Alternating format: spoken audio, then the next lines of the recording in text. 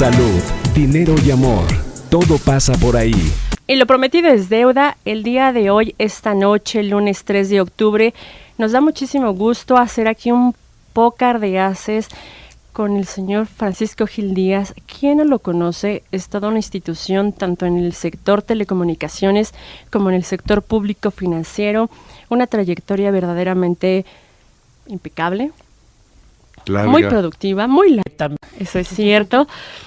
Ya desde el 68, y qué mejor que él nos platique. Muchas gracias por acompañarnos aquí en Salud, Dinero y Amor, a Romina, Claudia, a mí y a todos nuestros amigos que nos escuchan. Encantado de estar con ustedes. Muchas gracias, de verdad es un placer que esté con nosotros hoy. También para mí. México, ¿por qué no comenzamos a platicar a través de los ojos de Francisco Gil Díaz, presidente del Consejo de Movistar en la actualidad? ¿Cómo visualizaba el México cuando comenzaba a laborar, que fue a finales de los 60? En, y el 60, México, en 65. A mediados del 60. Y el México de hoy, ¿cómo lo ve?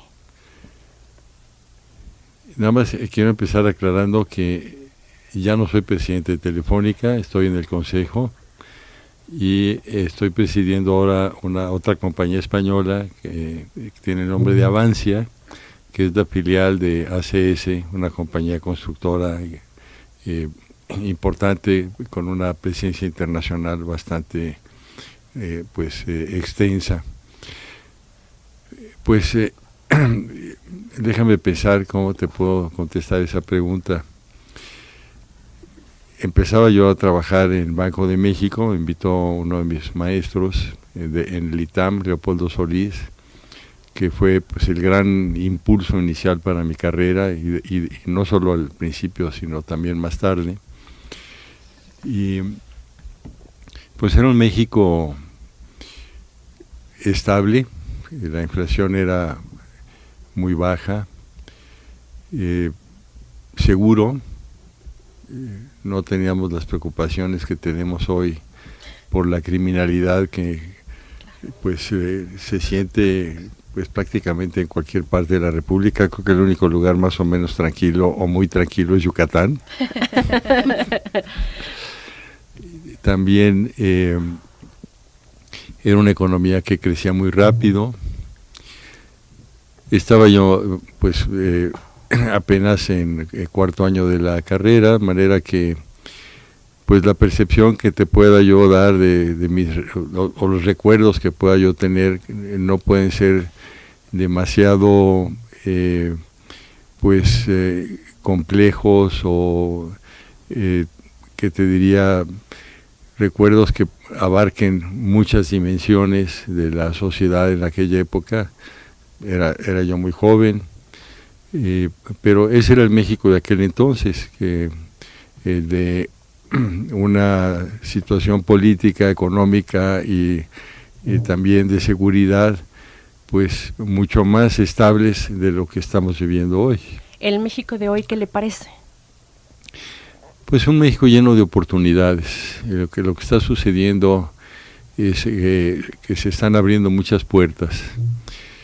Las oportunidades que se están presentando en energía, por ejemplo, todo lo que es relacionado con electricidad y con petróleo es un mundo nuevo, va a cambiar a México muchísimo.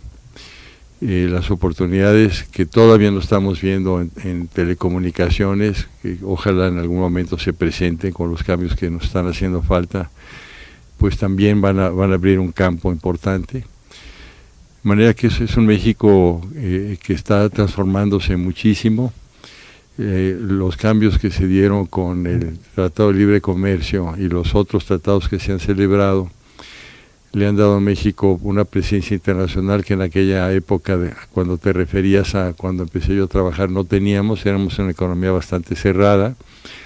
Ahora somos una economía mucho más eficiente, más productiva, más abierta, con muchas más opciones para los consumidores, y eso también presenta oportunidades.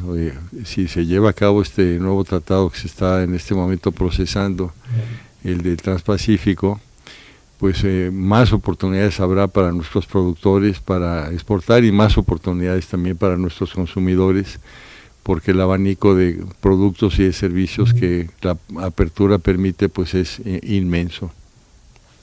Amigos de Salud, Dinero y Amor, están ustedes escuchando al doctor Francisco Gil Díaz.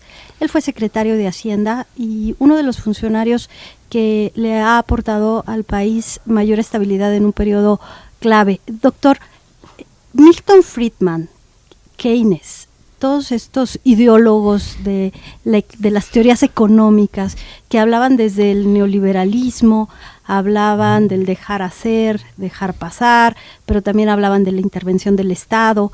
Después del 2008 se dice que cambió todo lo que se tenía pensado respecto a economía. Necesitamos, desde su perspectiva, usted estudió todos estos teóricos, estuvo en universidades estadounidenses, ¿necesitamos un nuevo ideólogo?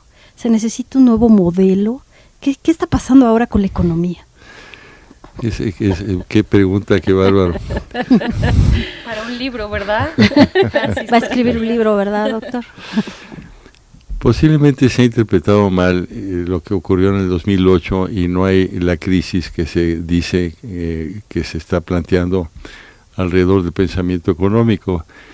Y mucha gente afirma que lo que se presenció, lo que se experimentó fue un fracaso de la economía de mercado.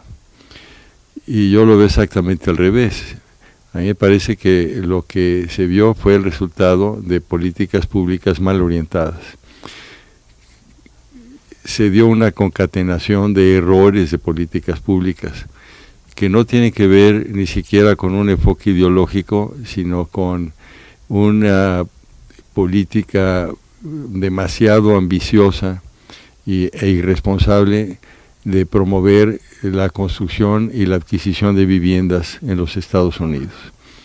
Se dieron hipotecas en cantidades enormes, en condiciones irresponsables, porque el gobierno de los Estados Unidos redujo los requisitos de capitalización para los préstamos hipotecarios, lo redujo en varias ocasiones. ¿Qué hacen los bancos cuando se les exigen menores requisitos de capital? Pues prestan más. ¿Por qué prestaron irresponsablemente? Porque se combinaron otras circunstancias. Se empezaron a dar garantías hipotecarias por dos instituciones que ya acabaron en el regazo del gobierno, que en realidad nunca estuvieron fuera, que son Fannie Mae y Freddie Mac, que son las empresas o bancas garantizadoras de préstamos hipotecarios, promotoras de ese tipo de préstamos en los Estados Unidos, y que ayudaron a crear el mercado secundario y a apoyar esa fórmula de emparedado o de hamburguesa con muchas capas de créditos de distintas calidades que luego se vendían empaquetados y que irresponsablemente, porque se suponía que la correlación entre estos distintos riesgos permitía bajar considerablemente el riesgo total, recibían una calificación muy buena de la calificadora más importante,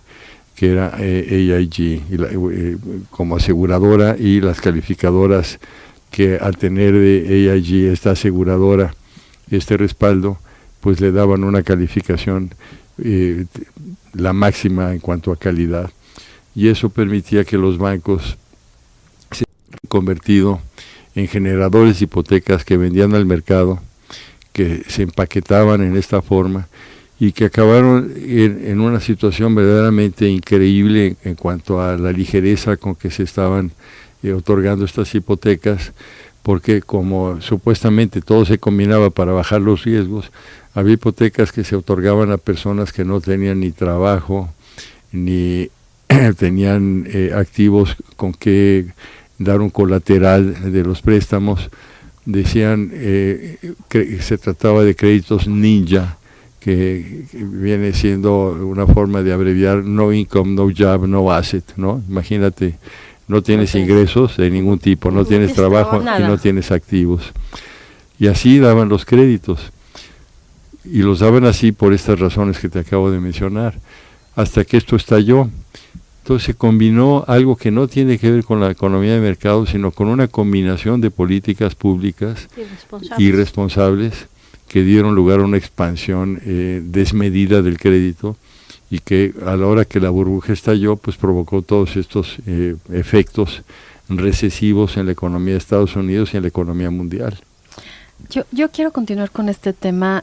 Francisco Gil Díaz fue secretario de Hacienda de 2000 a 2006 y platicábamos antes de iniciar el programa que ha sido de los últimos secretarios de Hacienda, digamos, que ha estado 6 años, todo un sexenio en el cargo. Que aguante el presidente, sí, ¿verdad? Un periodo relativamente que empezaba a repuntar el precio del petróleo, donde el tipo de cambio estaba relativamente estable, al siguiente, claro, el tipo de cambio bien.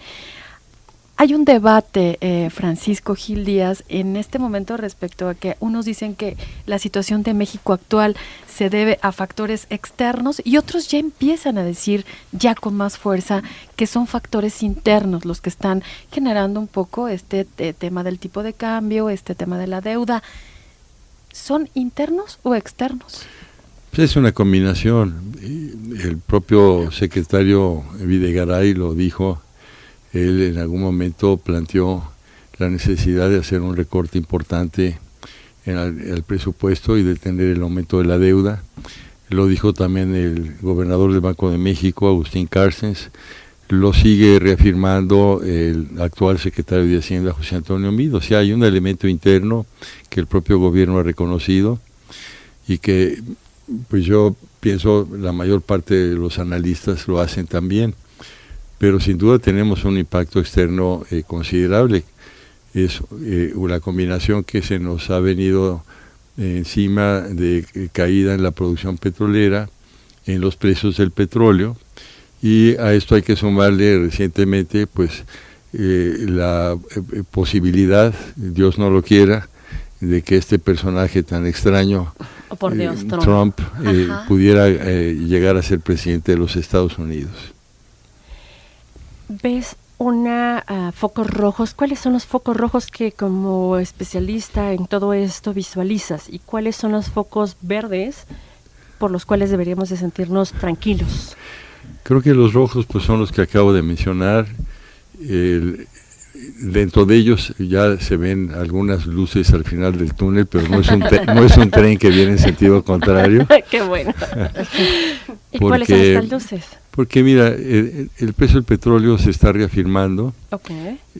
La OPEP finalmente se está poniendo de acuerdo para no estar aventando una cantidad tan abundante de petróleo al mercado. Y además los cálculos del balance entre oferta y demanda de petróleo apuntan que hacia finales del año entrante el mercado de cualquier manera se va a equilibrar. Entonces allí tenemos pues elementos que yo siento nos deben llenar de tranquilidad o por lo menos darnos algo de optimismo. También la buena gestión que estoy observando de parte del nuevo director de Pemex, de José Antonio Meade, de control de bastante atinadas, una combinación de circunstancias dentro de la empresa que no tienen únicamente que ver con el precio del petróleo, sino con una gestión que está bien orientada. Yo creo que eso va a ayudar a que en algún momento, aprovechando la reforma energética que, como él ha dicho, la va a aprovechar para combinar inversión privada y de esa manera, con la participación de Pemex, lograr nuevamente un crecimiento en la producción de petróleo. Lo estamos viendo ya incluso en algunos descubrimientos. Eso se combina como, digamos, una señal verde alentadora.